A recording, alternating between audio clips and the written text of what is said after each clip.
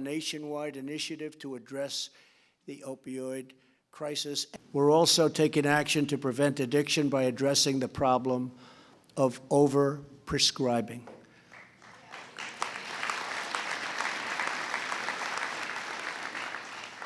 And our Department of Justice is looking very seriously into bringing major litigation against some of these drug companies.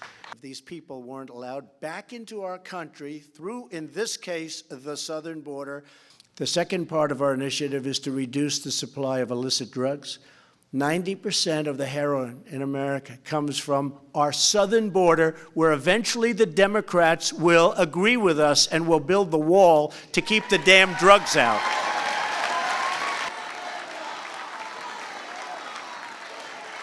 My administration is also confronting things called sanctuary cities that shield dangerous criminals.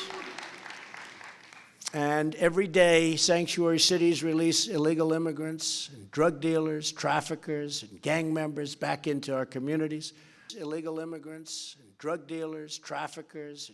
Drug traffickers kill so many thousands of our citizens every year.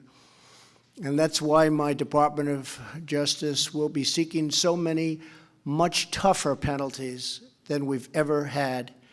And we will be focusing on the penalty that I talked about previously for the big pushers, the ones that are really killing so many people, and that penalty is going to be the death penalty. That means we have the death penalty for drug dealers.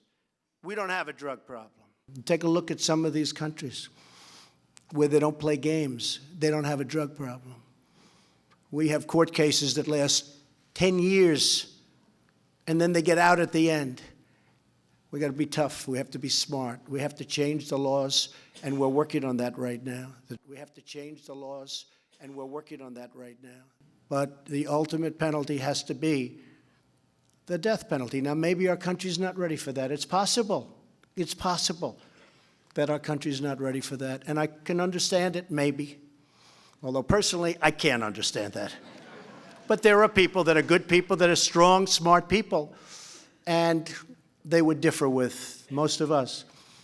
But I think unless you do that, unless you have really, really powerful penalties led by the death penalty for the really bad pushers and abusers, we are going to get nowhere. And I'm telling you, we are going to get somewhere.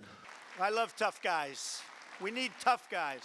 Companies must also be held accountable.